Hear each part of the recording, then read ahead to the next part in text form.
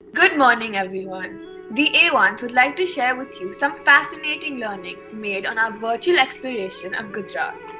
When we began our journey, we realized just how cliched and stereotypical our image of Gujarat was. Yes, I remember when we were discussing what we knew about Gujarat, all of us came up with the same words colorful lehenga cholis and men in frock like short tops. Dhokla and Khandvi and sweet dal. Dandiya and Garba. And of course, Mahatma Gandhi. Yes, but we knew so little, and what we learned on our journey of discovery filled us with pride and wonder. It blew our mind when we read about the range of fragile and rare ecosystems like the White Desert, the Bunny grasslands, and the wetlands. About the amazing wildlife, the lions of Gir, the pink flamingos, the Kharai camels, the only camel in the world to swim in water, Or the structural and architectural marvels like the stepwells. or the range of stalwarts contributing in every field. Scientists like Vikram Sarabhai to industrialists like Jamshedji Tata and Azim Premji. You know something? We will never ever, in such a short span of time, be able to tell you about all the wonders and wonderful people of Gujarat. But we can whet your appetite and share but a few of our amazing findings. So let us begin with something that puts us on the map of the earliest civilizations. You are right, the Indus Valley Civilization or the Harappan Civilization. Let us hear more about the wonders of Lothal, Dholavira and Surkota. The discovery of the Indus Valley Civilization and the excavations made at Harappa and Mohenjo-daro changed the way people looked at India. It is a matter of pride for every Indian that India was the cradle of the world's most magnificent civilization.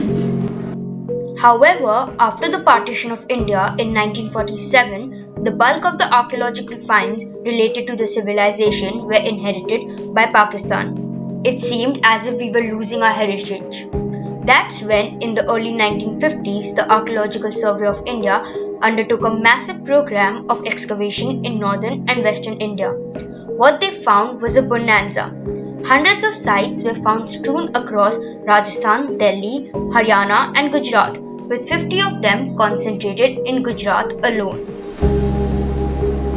In the clutch of discoveries made, Lothal marked a special milestone. It is every archaeologist's dream destination and a crucial hub of the Indus Valley civilization. It showcases all the significant features of the Harappan civilization, like their town planning, division into the upper town and lower town, and their underground drainage system.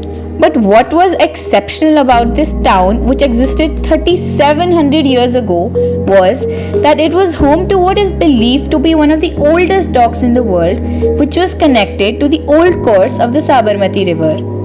Due to floods in Sindh and the danger of high tides in the Gulf of Cambay, the Harappans built this dock inland with a canal connecting it to the estuary of the river Sabarmati. It is believed that the people of Lothal studied tidal movements and built the dockyard away from the main current to avoid the deposition of silt. It is probably due to this intelligent construction that the dock still stands. The construction of the dockyard was done using fire-dried bricks, lime, and sand mortar, which is why the bricks are intact even after 4,000 years. What a fine example of masonry and engineering! But the best was yet to come. Dholavira, a Harappan settlement in the run of Kutch. This site was discovered in the 1960s. It is among the 5 largest Indus Valley sites. The city was built in a semi-arid region without any perennial water sources. So how did they manage? Water conservation of Dholavira speaks volume of the ingenuity of the people who developed a system based on rainwater harvesting to support life in a parched landscape with scanty sweet water. The city was embraced by 2 storm water channels. They had a sophisticated system of bunds and dams to harness water from the 2 rivulets. A channel was used to divert water from the rivulet to fill the reservoir.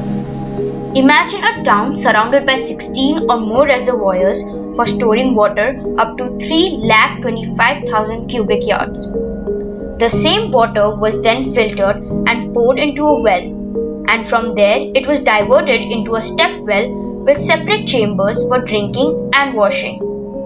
Every drop of water was conserved to ensure survival. Looking back at their achievements, we wonder if they were outdated and backwards, or are we? Today, we can't help but marvel at the ingenious techniques and measures incorporated by the inhabitants of this great subcontinent millennia ago. From ancient lands, let us take you to outer space. Yes, that is what the White Run of Kutch looks like. Surreal and beautiful, like the landscape of some planet in some faraway galaxy. Let us hear about some of the wonders of Kutch and its modern day significance. Surreal and seemingly endless, the Run of Kutch is a land of stark and luminous beauty. In fact, we can say that Kutch nahi dekha to kuch nahi dekha. Kutch or Kutch region in Gujarat state of West India is bound on the north by Pakistan. It is largely barren except for a fertile band along the Gulf of Kutch in the Arabian Sea. Mandvi, Gur and Kandla, a new port, are chief towns. Kutch is an erstwhile princely state of India. It is the largest district of the state of Gujarat and the second largest district in India. The land is virtually an island resembling a tortoise, Kachwa or Kachbu, surrounded by sea water. Kutch was also known as the Kachwadip or Kutch Belt. Kori Creek is one of the 6 main creeks in India. A creek is a tidal water channel. Creeks may often dry to a muddy channel with little or no flow at low tide, but often with significant depth of water at high tide. All of these creeks are within undisputed territory of India, except the westernmost creek, that is, the Sir Creek.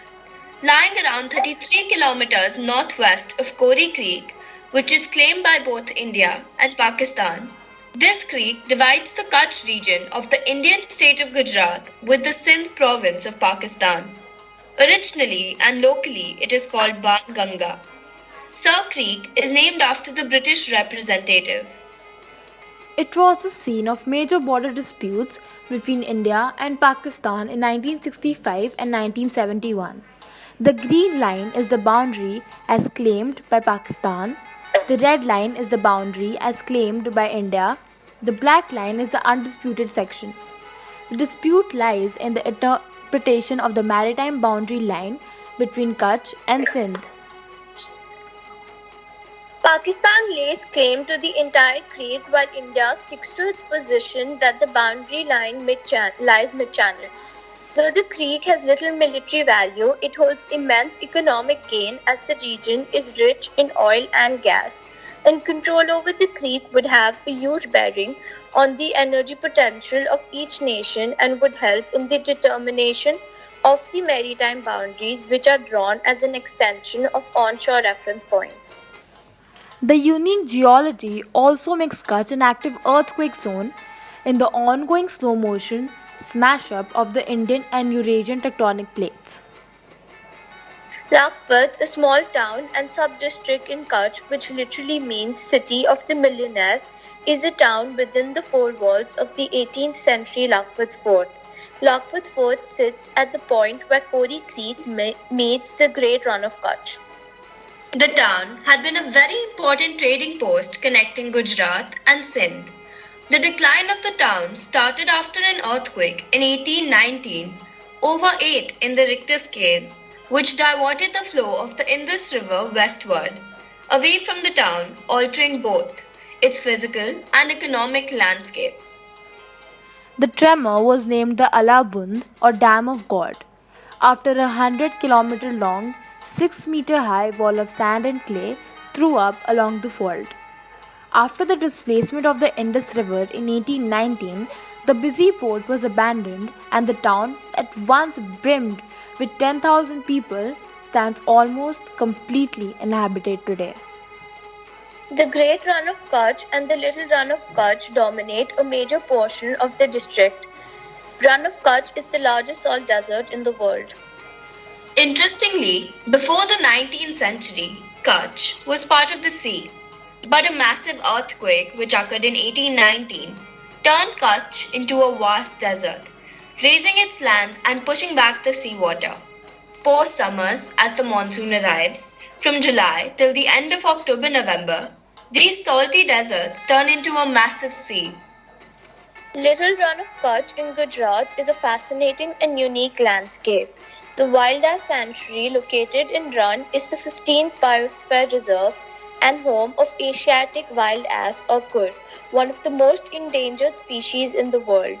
Due to its strategic location on bird migration route and its connection with the dynamic Gulf of Kutch, this sanctuary also provides an important breeding, feeding and roosting habitat for a large number of birds like greater and lesser flamingos.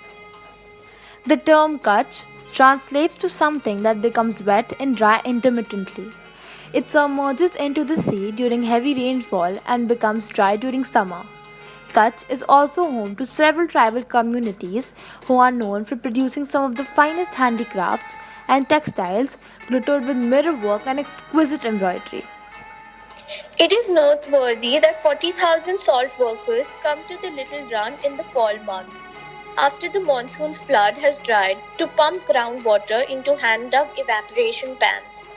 The harsh sun dries the saline water, finally resulting in salt crystals, a staple made famous around the world by Mohandas Gandhi's march to the sea from Gujarat's capital Ahmedabad in 1930 to protest Britain's monopolistic salt tax. Because the Little Run produces almost half of India's salt, it is fair to say that something of Kutch and its nearby districts is on every Indian table. Music and dance permeates the lives of the people here. Let us hear some mesmerizing music from Gujarat. Muralala Marwada is a folk singer. He belongs to a lineage of Meghwal singers who migrated from Rajasthan to Kutch about 300 to 400 years ago.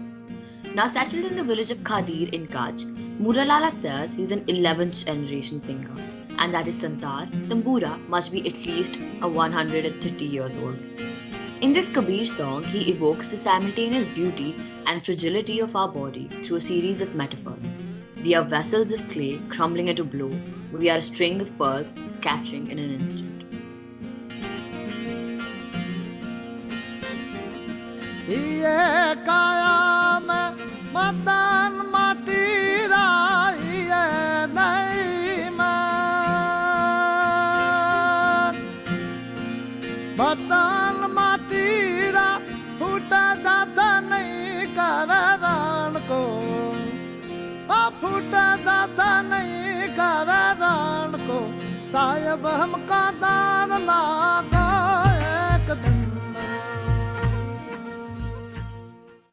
Let us move on to something that is equally fascinating and is man-made, the amazing stepwells. Let us hear more about them and the famous Uttarayan festival. While in Gujarati and Marwari language, the stepwell is called a vow, in other regions of North India, it is known as Bauli. Stepwells like the one in Adilaj near Ahmedabad and Rani Ki Vav in Patan were once integral to the semi-arid regions of Gujarat as they provided water for drinking, washing and bathing. The story behind Adilaj well is also very interesting. Rana Veer Singh was killed and his territory was occupied by Begada, who forced his beautiful widow Rani Roopba to marry him, to which he agreed on the condition that he would first complete the building of the stepwell. The Muslim king, who was in love with the queen, agreed to her will, but as soon as the stepwell got completed, she chose to end her life by jumping into that very same well.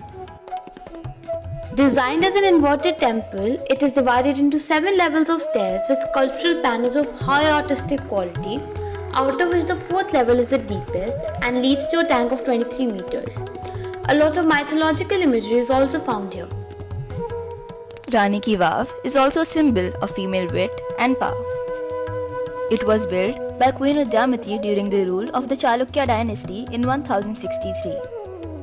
It features in the new 100 rupee note other than being declared a UNESCO Archaeological World Heritage Site. The other major attraction in Gujarat is Uttarayan, which is also known as Makar Sankranti.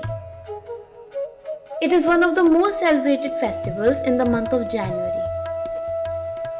People in large numbers gather on the terrace to fly kites of various colors to celebrate Uttarayan, which marks the awakening of gods from their deep slumber. History says that India developed a rich tradition of kite flying due to the patronage of the kings and nawabs who had found the sport both entertaining and a way of displaying their power. It attracts big name of the corporate world as kites provide for the most cost-effective opportunity for branding. Homes turn into kite-producing factories, making it a seasonal cottage business. That is why Ahmedabad is also known as the kite capital of Gujarat. The video which we are going to show you now captures the vibrancy of Gujarat.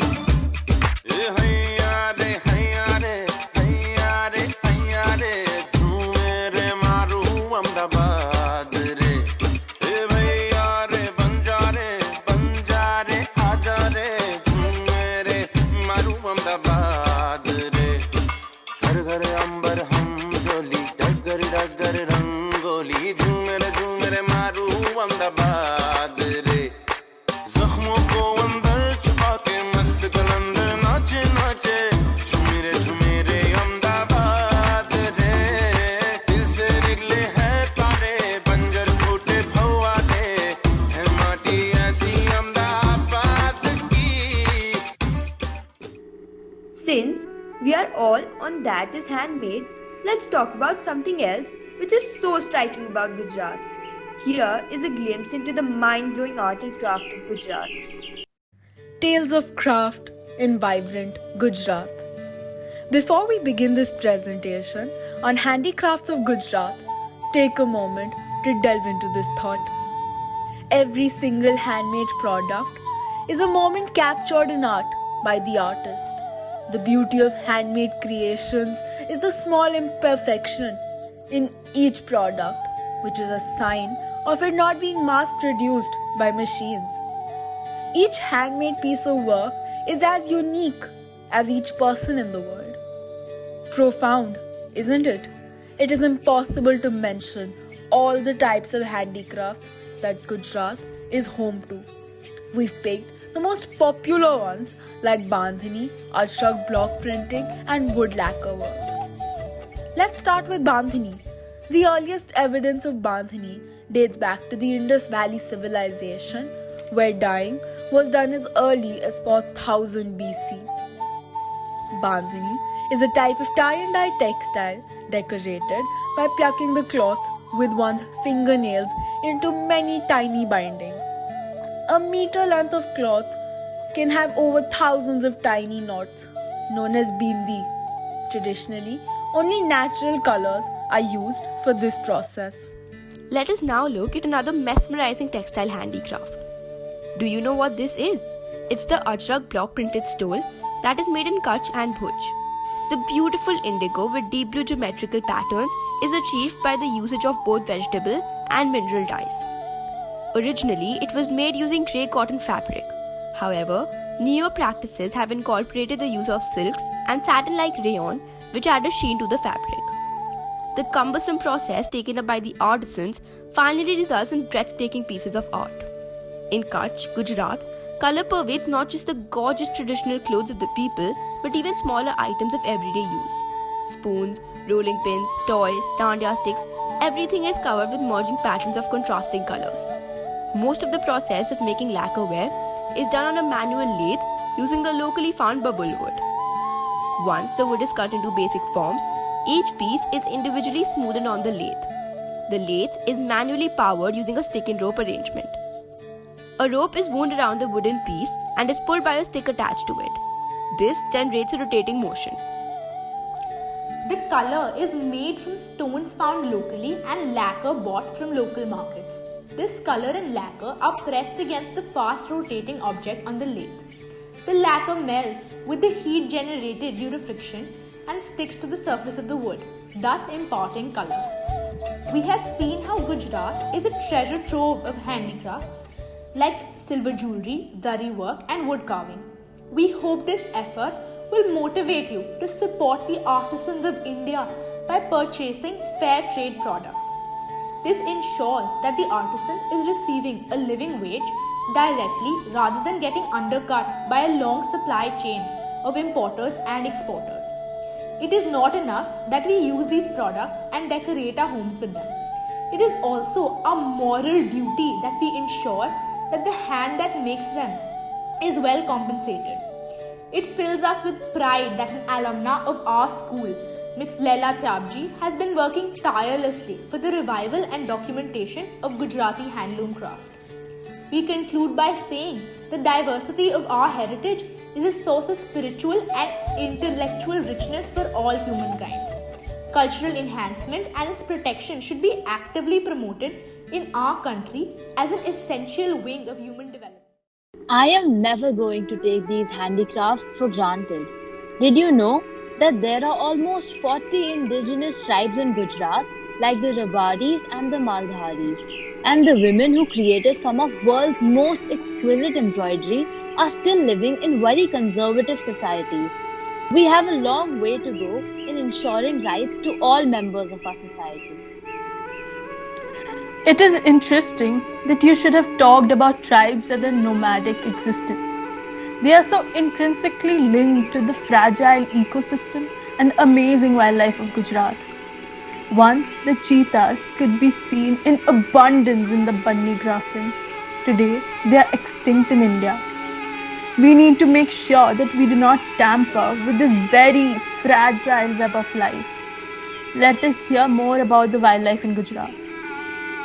Mother Nature has bestowed this land with an amazing biodiversity. Gujarat has vast stretches of grasslands, dry and arid zones, salt marshes and scrub forests, and the longest coastline in peninsular India. It also houses rare endemic wildlife like lions, hyenas, wolves, wild ass, and birds like the great Indian bustard and the lesser florican. Some extremely rare and endangered wildlife dwells in Gujarat.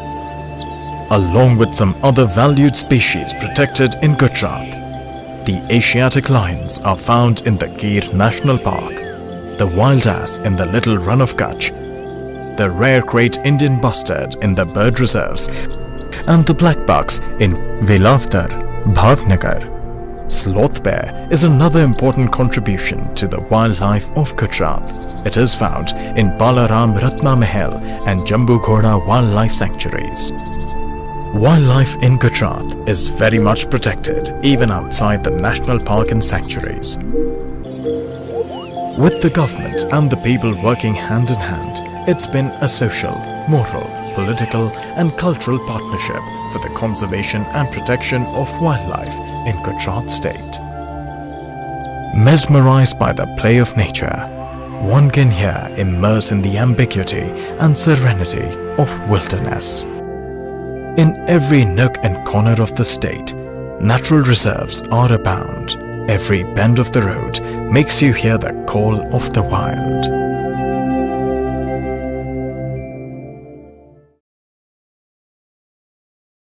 Someone rightly said, "A walk on the beach is worth 1,000 words." This is one of the rare places in the world where one can look at corals without having to dive down into the water. Let's have a view of the vibrant waters of the Marine National Park.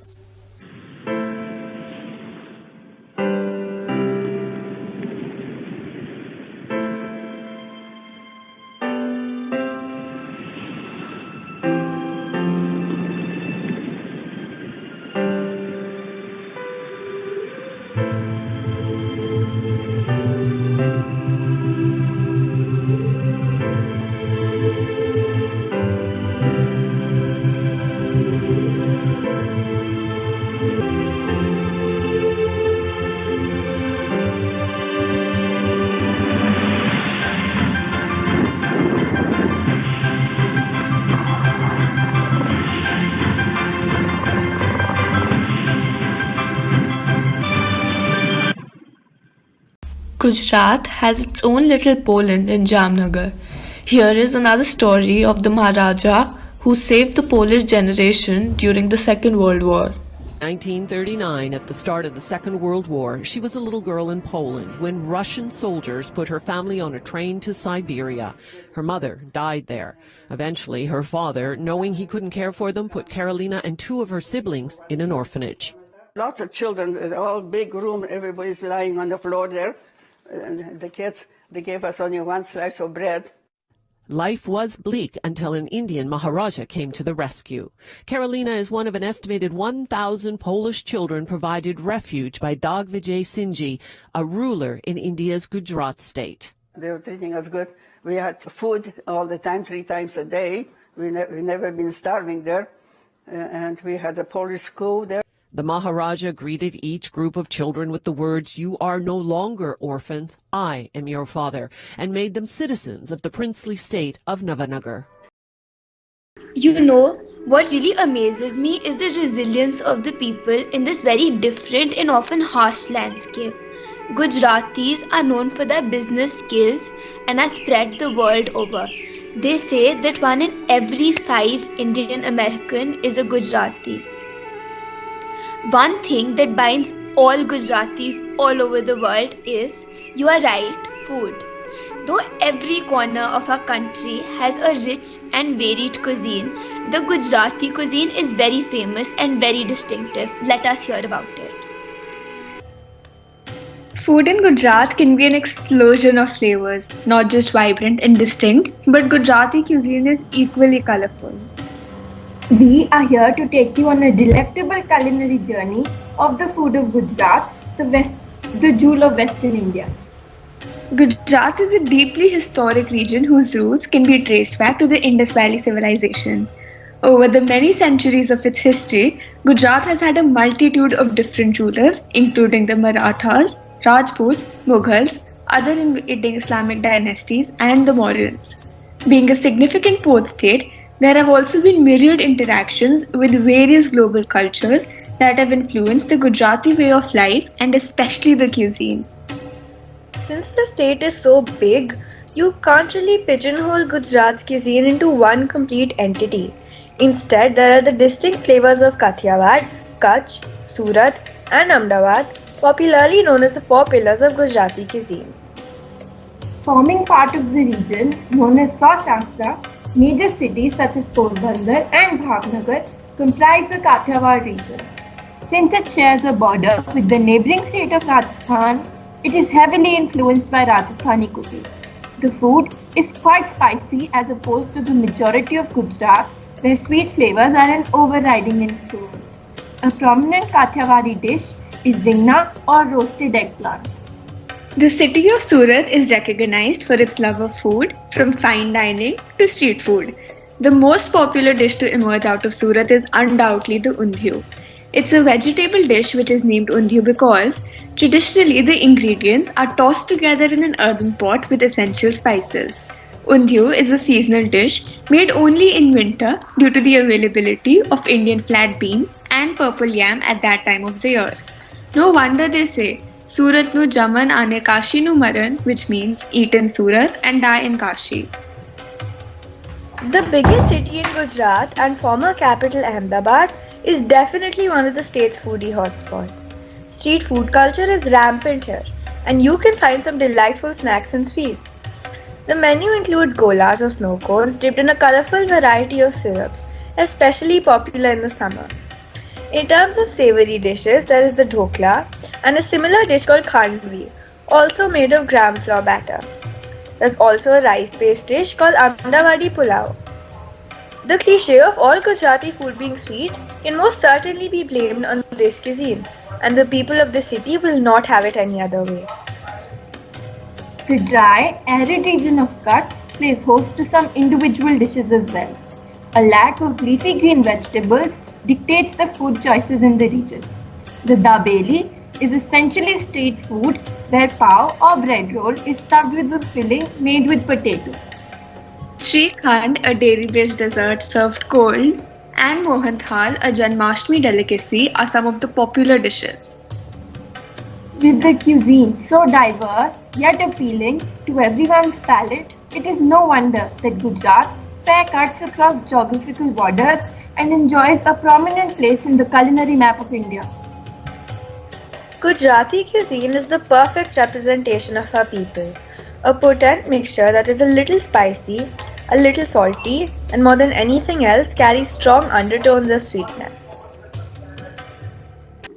Music, dance, revelry, and spirituality all can be found here in Gujarat. Most of the tribes are Muslims. The songs of Kabir resound in the arid landscape. Jews, Christians, Hindus, Jains. It is a land that has embraced all. Let us now travel to Dwarka, the legendary home of Lord Krishna.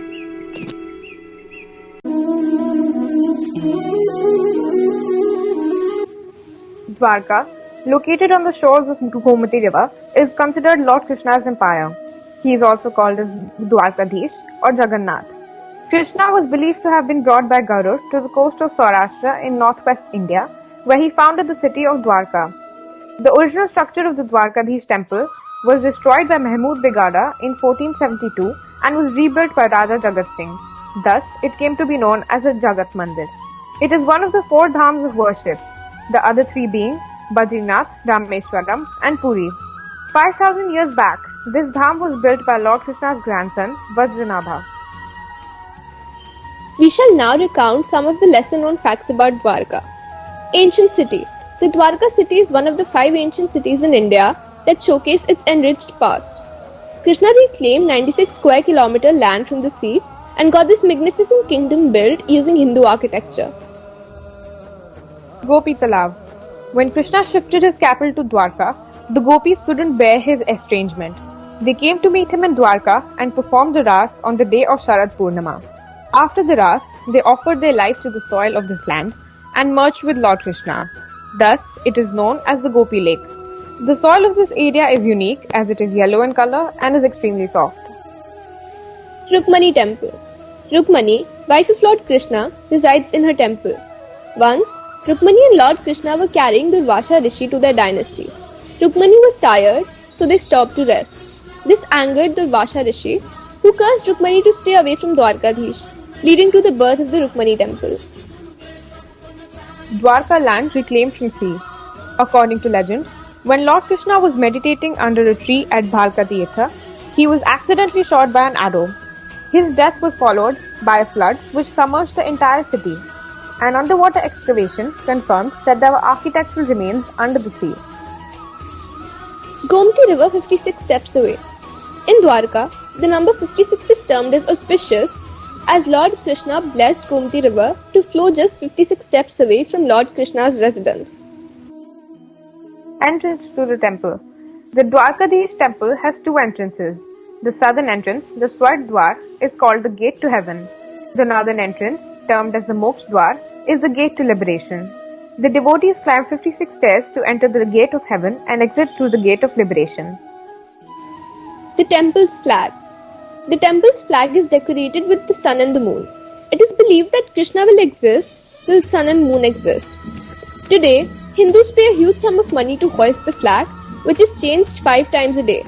This money is used to meet the temple's expenses. Structure of the Dwarkadhish temple. The temple has a 5-story structure built on pillars following the Chalukya style. It is constructed of limestone and shows intricate sculptural detailing. The temple, at an elevation of 12 meters, faces west. This temple has a black-colored idol of Lord Krishna, designed using limestone, located in the inner sanctum of the temple. Janmashtami celebration. Janmashtami celebration in the Dwarkadhish temple is quite famous. This festival is celebrated with great splendor in Dwarka. The celebration begins with the Mangal Aarti in the morning. Bhajans and Kirtans are sung through the day and the entire temple is well lit. These are a few features which we hope will inspire you all to visit Dwarka. One of the biggest gifts Gujarat has given to India, nay, to the world, is the apostle of non-violence and peace. The man who in turn has inspired the greatest leaders of the world. A man like no other, Mahatma Gandhi. We end our journey today with a glimpse into the life of this great man from Gujarat. मात्र भारत ही नहीं अपितु संपूर्ण विश्व ऋणी रहेगा गुजरात राज्य का, जिसकी पुण्य धरा पोरबंदर में युग पुरुष गांधी ने जन्म लिया। ये कृष्ण के परम सखा सुदामा की भी जन्मस्थली है। यूं तो गांधी उनकी वैचारिक विरासत के रूप में सदैव ही जीवित रहेंगे, लेकिन पोरबंदर में गांधी की स्मृतियां जीवंत रूप ले लेती हैं। पोरबंदर में जिस स्थान पर गांधी जी का जन्म हुआ था, उसे कीर्ति मंदिर के स्वरूप में विकसित किया गया है। कीर्ति मंदिर की ऊंचाई 79 फीट रखी गई है, क्योंकि गांधी भी इतने ही वर्षों तक जीवित रहे थे। कीर्ति मंदिर का उद्घाटन वर्ष 1950 में गुजरात के एक और सपूत लौह पुरुष सरदार वल्लभ भाई पटेल ने किया था। कीर्ति मंदिर के विषय में रोचक तथ्य यह है कि सरदार पटेल ने इसका उद्घाटन रिबन काट कर नहीं, बल्कि चाबी से मंदिर का ताला खोलकर किया था। जैसे वेल्हम में बिताए वर्ष हम वेलमाइट के व्यक्तित्व को आकार देने का काम करते हैं, वैसे ही राजकोट में बिताए 15 वर्षों ने उन पर एक अमिट छाप छोड़ी और राजकोट से ही मोहनदास करमचंद गांधी से महात्मा गांधी बनने का सफर शुरू हो गया। यहाँ 7 वर्ष का नन्हा मोहनदास पोरबंदर से आया, पला बड़ा, गलतियां भी की, उनसे सीखा भी, और गीता, जो उनकी प्रिय पुस्तकों में से एक थी, के प्रति उनका विशेष प्रेम भी यहीं राजकोट में उपजा था। ऐसा माना जाता है कि अहमदाबाद के साबरमती आश्रम के इसी स्थान पर कभी ऋषि दधीची का आश्रम हुआ करता था, जिनके विषय में यह कहा जाता है कि असुरों से युद्ध के समय उन्होंने स्वेच्छा से अपनी अस्थियां देवताओं को प्रदान की थी। महर्षि दधीची की पुण्य भूमि का साबरमती के संत की कर्म भूमि बनना क्या अद्भुत संयोग नहीं था। अंग्रेजों की दमनकारी नीतियों से क्षुब्ध होकर महात्मा गांधी ने 1930 में सविनय अवज्ञा आंदोलन यानी सिविल डिसोबीडियंस मूवमेंट शुरू किया। नमक कानून के खिलाफ उन्होंने 12 मार्च 1930 को अहमदाबाद के इसी साबरमती आश्रम से मात्र 80 लोगों के साथ एक अहिंसक मार्च शुरू किया और समुद्र के किनारे स्थित दांडी शहर पहुंचने के लिए 24 दिनों की पद यात्रा की, जिसमें हर दिन हजारों लोग जुड़ते गए। जब सफेद वस्त्र पहने हजारों गांधीवादियों का जत्था दांडी की ओर बढ़ता चला जा रहा था, तो इस जन सैलाब के अहिंसक मार्च को सफेद नदी यानी द व्हाइट रिवर के नाम से पुकारा गया। इस क्रांतिकारी नमक आंदोलन का एक महत्वपूर्ण योगदान भारतीय महिलाओं की सक्रिय भागीदारी के रूप में सामने आया। भारत कोकिला सरोजनी नायडू इस नमक सत्याग्रह में गांधी जी के साथ चलने वाले प्रमुख स्वयंसेवकों में से एक थीं। नमक सत्याग्रह को शुरू करते समय गांधी जी ने एक प्रतिज्ञा की थी कि जब तक भारत को पूर्ण स्वराज्य प्राप्त नहीं हो जाता, तब तक वे साबरमती आश्रम में कदम नहीं रखेंगे। आज़ादी तो हमें मिल गई, लेकिन 1948 में गांधी जी की हत्या कर दी गई और फिर वे कभी साबरमती आश्रम नहीं लौट सके। गुजरात के प्रसिद्ध कवि नरसिंह मेहता द्वारा लिखा गया भजन वैष्णव जन तो उनका प्रिय भजन था और पराय पीर को बखूबी जानने और समझने वाला यह संत मरकर भी अमर हो गया। आज संपूर्ण विश्व को सत्य, अहिंसा, सहयोग और शांति का मार्ग अपनाना होगा। हमें गर्व है कि हमारा स्कूल मोटो आर्त शांति फला विद्या हमें सच्ची विद्या का अर्थ समझाता है कि सही अर्थों में हम सुशिक्षित तभी होंगे जब हम संवेदनशील होकर दूसरों की पीड़ा को समझकर उन्हें शांति और सहायता प्रदान करने में सक्षम हो सकें।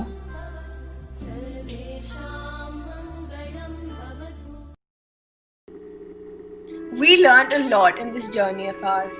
We honed our research skills. We learned to collaborate and create with restrictions of time and space. But the most important lesson we learned was of humility, of realizing how little we knew, of appreciation and wonder at what we had learned and a desire to know more. We are acutely aware of how inadequate our presentation is, of all that we have left out, of all that we have not done justice to. We hope that we leave you too with the desire to know and to travel into the wonder that is Gujarat. Thank you for being with us today.